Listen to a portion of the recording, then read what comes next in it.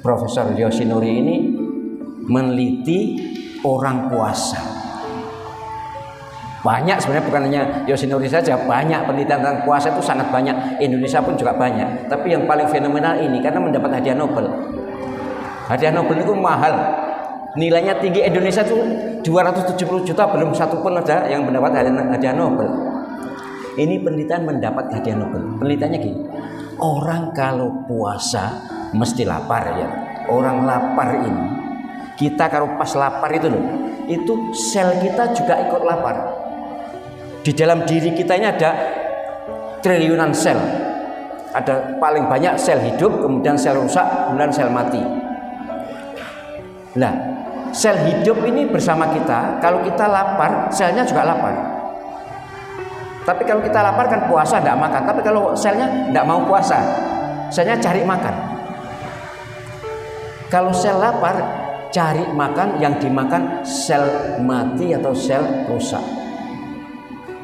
Padahal sel mati atau sel rusak itu menurut Dr. Yoshinori adalah biang penyakit internis, biang penyakit di diri kita ini. Penyakit datang dari dalam diri itu antara sel mati dan sel rusak. Belum subscribe, silahkan subscribe. Jazakallah kasih. Assalamualaikum warahmatullahi wabarakatuh. Bismillahirrahmanirrahim. Alhamdulillahi rabbil alamin. Wassalatu wassalamu ala asyrafil anbiya wal mursalin Sayyidina Muhammad wa ala alihi wa ashabihi ajma'in. Subhanaka la ilma lana illa ma 'allamtana innaka antal alimul hakim. Amma ba'd. Hadirin hadirat jamaah Masjid Raudhatul Falah rahimakumullah. Moga-moga semua kita dirahmati Allah Subhanahu wa taala dengan rahmat kesehatan lahir batin, rahmat istiqomah beribadah, dan rahmat keselamatan dunia dan akhirat. Amin ya rabbal alamin. Hadirin hadirat rahimakumullah, kita sudah memasuki malam ke-22. Sudah cukup modal kita untuk berevaluasi diri. Setelah berpuasa 21 hari ini, perubahan apa yang kita alami, kita dapatkan dan menjadi bagian dari kehidupan kita sehari-hari. Yang pasti orang berpuasa, bulan Ramadan adalah bulan detoksifikasi, bulan pembuangan, bulan penghapusan, yaitu pembuangan dan penghapusan 3 hal. Pertama, detoksifikasi dosa, pembuangan penghapusan dosa. Rasulullah sallallahu alaihi wasallam bersabda dalam hadis yang sangat sahih riwayat Bukhari dan lain-lain, man shoma ramadhana imanan wa ihtisaban kharaja min dzunubihi kayauma waladathu ummuh. Siapa yang berpuasa Ramadan atas dasar iman dan dalam rangka mencari ridha Allah Subhanahu wa taala, maka dia terbebas dari dosa-dosanya ibarat bayi yang baru lahir. Ini sabda Nabi pasti benar, ini janji Nabi pasti tepat, ini iming-iming Nabi pasti terlaksana. Tidak PHP, tidak omong kosong. Jadi kita di bulan Ramadan ini adalah oleh Allah Subhanahu wa taala didetoksifikasi, dibuang, dihapus dosa-dosa kita. Kharaja min dzunubi, jamak, bukan min zambi, tapi dzunubi, dari dosa-dosanya. Kayauma waladathu ummuh, ibarat bayi yang baru lahir. bayi yang baru dilahirkan ibunya. Luar biasa. Cuma kita semua juga tidak tahu berapa banyak dosa kita dan berapa dosa yang diampuni. Apakah bisa semuanya atau tidak? Tentu sama-sama tidak tahu. Tetapi setidaknya Rasulullah SAW memberi isyarat, memberi gambaran, memberi wejangan bahwa orang yang sedikit dosanya atau orang yang banyak dosa tapi sudah diampuni, maka tandanya adalah mudah beribadah, enteng ke masjid. Ya kita aja nanti yang ngeri. Bukan sekarang, kalau sekarang semua orang sergap ke masjid sekarang ini. Setelah Ramadan coba kita uji diri. Kalau kita masih enteng ke masjid, masih mudah beribadah, mudah bersedekah, nah itu tanda dosa-dosa diampuni. Yang kedua, detoksifikasi racun hati. Ini yang sangat dahsyat. Racun hati. Racun hati ini sungguh sangat menyakitkan dan menyengsarakan. Kalau penyakit fisik itu paling ya sakit fisik ini dan di dunia ini. Tapi kalau penyakit hati itu mungkin tidak terasa di diri ini, tapi amat berakibat berat di akhirat nanti. Sebab racun hati itu antara lain suka ngerasani. Bukan suka aja, mau ngerasani, itu aja sudah beracun hatinya. Suka atau mau bohong, mau memfitnah, dan sejenisnya. Segala bentuk akhlak mazmumah, akhlak tercela itu bersumber dari racun hati, dari hati yang beracun, atau Allah SWT menyebutkan fi qulubihim marad, yang hatinya sakit. Ini dahsyat sekali. Profesor Murakami dari Jepang, tapi sayangnya dari Jepang ya. Artinya yang meneliti gini-gini memang orang luar Islam, yang meneliti ibadah umat Islam, yang meneliti halia umat Islam itu memang umumnya orang luar. Profesor Murakami itu penelitiannya diakui WHO bahwa siapa yang hatinya bersih, maka ucapannya bersih, perbuatannya bersih. Siapa yang hatinya baik, ucapannya baik, perbuatannya baik, dan itu akan membentuk positif gen positif. Apa gen positif? Gen positif adalah suatu gen dalam diri kita ini terbentuk dengan sendirinya, adalah perisai diri kita terhadap segala serangan penyakit dari luar, dan kalau kita sakit mudah disembuhkan. Ini penelitian yang diakui Lembaga Kesehatan Dunia WHO di Jenewa. Tapi sebaliknya kalau orang itu hatinya sakit, hatinya kotor, maka ungkapannya juga kotor, perbuatannya juga jelek. Dan ini secara mau atau tidak mau, setuju atau tidak setuju, akan terbentuk negatif gen negatif. Gen negatif itu sebaliknya gen positif. Gen negatif itu terbentuk dengan sendirinya karena perbuatan kita, karena ucapan kita, karena pikiran kita, yang menjadi musuh dalam selimut. Bisa menyebabkan diri ini sakit, atau kalau kita sakit susah disembuhkan. Itu profesor yang meneliti, profesor dari Jepang, Murakami.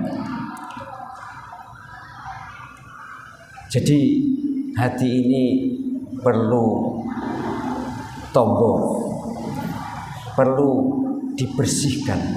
Nah, cara membersihkan terbaik ya puasa ini, karena puasa ini pengawasnya langsung dari Allah Subhanahu wa taala dan para malaikat. Kita bulan puasa ini pasti jarang mendengar orang ngerasani, mesti jarang lah, gak enek wong wani ngrasani itu. Kelingan poso langsung mandek, engko ditunda engko bengi ae, kira-kira bohong juga gitu, jarang. Di bulan puasa ini ada orang bohong itu jarang, karena ingat mengganggu pahala puasa. Nah, tengernya hati ini sudah sembuh, tengernya hati ini sehat nanti sesudah Ramadan. Apa kumat meneh apa ndak? Leh ngrasani kumat meneh apa ndak? bohongnya kambuh lagi atau enggak. Kalau kambuh atau kumat ya sudah, takarannya ya kita sendiri bisa ngukur kira-kira berapa persen kita ini bisa lulus dari ujian Ramadan ini. Yang ketiga terakhir adalah detoksifikasi penyakit diri. Ini yang penelitian terbaru, saya yakin penjenengan juga sudah membaca di media sosial. Namanya Dr. Yoshinori, Jepang lagi. Memang tiga-tiganya Jepang. Yang pertama Mas Sorimoto tentang air itu, yang kedua Profesor Murakami, yang ketiga Yoshinori. Ini bahkan bukan hanya diakui WHO, ini penelitiannya mendapat hadiah Nobel. Profesor Yoshinori ini meneliti orang puasa. Banyak sebenarnya, bukan hanya Yoshinori saja, banyak penelitian tentang puasa itu sangat banyak. Indonesia pun juga banyak. Tapi yang paling fenomenal ini karena mendapat hadiah Nobel. Hadiah Nobel itu mahal. Nilainya tinggi. Indonesia itu 270 juta, belum satu pun ada yang mendapat hadiah Nobel. Ini penelitian mendapat hadiah Nobel. Penelitiannya gini. Orang kalau puasa mesti lapar ya. Orang lapar ini, kita kalau pas lapar itu loh, itu sel kita juga ikut lapar. Di dalam diri kita ini ada triliunan sel. Ada paling banyak sel hidup, kemudian sel rusak, kemudian sel mati. Nah, sel hidup ini bersama kita. Kalau kita lapar, selnya juga lapar. Tapi kalau kita lapar kan puasa tidak makan. Tapi kalau selnya tidak mau puasa, selnya cari makan. Kalau sel lapar, cari makan, yang dimakan sel mati atau sel rusak. Padahal sel mati atau sel rusak itu menurut Dr. Yoshinori adalah biang penyakit internis, biang penyakit di diri kita ini. Penyakit datang dari dalam diri itu antara sel mati dan sel rusak. Itu kalau kita puasa, sel kita ini otomatis operasi, sapu bersih terhadap sel-sel yang rusak sel mati. Makanya toh Nabi bersabda, sumu tasihhu, berpuasalah maka kamu akan sehat. Sungguh Rasulullah bukan dokter. 15 abad yang lalu sudah bersabda dengan cocok dengan hasil penelitian yang dapat hadiah Nobel, Dr. Yoshinori. Dan beliau Yoshinori setahu saya sekarang belum masuk Islam. Kalau yang dua ini kayaknya sudah masuk Islam, yang Mas Sorimoto dan Murakami. Semua peneliti hebat itu kalau hasil penelitian itu biasanya membawa masuk Islam karena yakin kebenarannya. Lah Yoshinori mengatakan gini, sebaiknya untuk demi menjaga stabilitas kesehatan, orang itu kalau bisa sepekan melaparkan diri 2 kali. Minimal 8 jam, maksimal 16 jam. Melaparkan diri 2 kali. Istilahnya melaparkan diri. Nek menurut Islam adalah poso Senin Kemis kan. Lagi kok podo, apa Yoshinori mau ngerepek hadis-hadis Nabi atau gimana? Tapi yang jelas ini hasil penelitian yang diakui mendapat hadiah Nobel bahwa orang puasa itu sehat, orang puasa itu sapu jagat terhadap penyakit dirinya sendiri. Oleh karena itu di samping dan terutama kita puasa ini lillahi ta'ala, karena Allah Subhanahu wa ta'ala, detoksifikasi dosa. Tapi kita juga harus memotivasi diri kita supaya puasa ini gak abot-abotan, supaya puasa itu enteng. Mari kita bujuk diri kita ini, kita pengaruhi diri kita ini bahwa puasa itu kita yang butuh. Puasa ini kita yang membutuhkan. Umpama gak ono kewajiban puasa itu, diri kita sesungguhnya butuh puasa. Maka secara umum alhamdulillah, ya terlepas dari kemungkinan-kemungkinan di luar, setahu saya, mohon maaf ya kalau saya salah nanti diingatkan, sampai hari ini orang yang berpuasa itu mesti sregep ke masjid. Jarang wong gelem puasa gak gelem nyang masjid itu jarang. Lah wong sing sregep nyang masjid itu biasanya aman dari segala macam gangguan penyakit termasuk Covid. Gembul kok masjid malah diingatkan, tapi yang jelas setahu saya sampai detik ini saya belum pernah mendengar ada Covid klaster masjid, itu belum pernah. Wallahu alam, nanti kalau di daerah lain ada, saya baru dari Turki, tidak ada ya. Covid itu adanya di masjid, di sini masjid, kemudian sekolah, kemudian mudik. Kalau di pasar nggak ada Covid. Di tempat-tempat lain nggak ada. Tempat rekreasi di Turki, rame banget. Di Indonesia lebih rame. Yang tempat rekreasi nggak apa-apa, tapi naik mudik jangan. Diburu sampai tempat tinggal. Ya inilah kenyataan yang kita hadapi. Tapi yang terpenting, mari kita menjadikan COVID-19 jangan sebagai musuh, jangan sebagai bahaya, tapi sebagai rahmat Allah SWT untuk kita lebih mendekatkan diri kepada Allah SWT. Lepas kena atau tidak kena, podo kok. Ya kita ini kemungkinan bisa kena, bisa tidak kena. Podo-podo kemungkinannya sama. Ya lebih baik dekat dengan Allah SWT daripada jauh. Kok gelem didoni ke masjid? Kok mau suruh nutup masjid? Saya tidak mau sama sekali. Masjid yang ada dalam koordinasi saya, tidak ada yang tutup, tidak ada yang tidak taraweh, tidak jumatan, tidak ada. Normal. Ya ada pejabat saya bicara dengan baik, itu aja.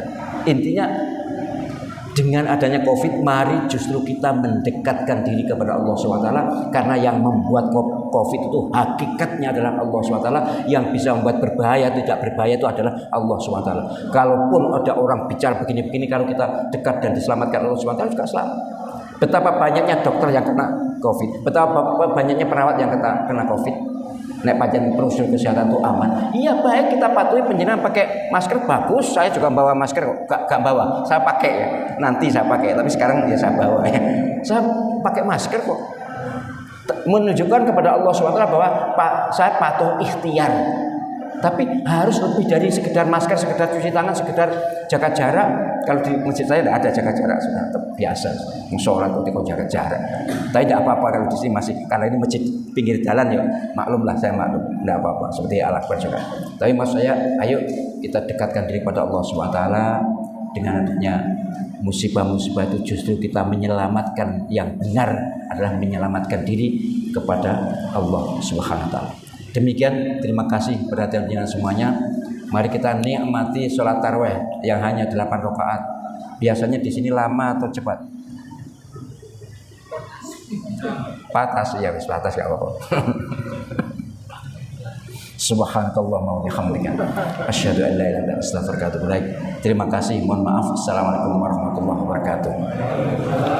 Belum subscribe, silahkan subscribe. Jazakallah. Assalamualaikum.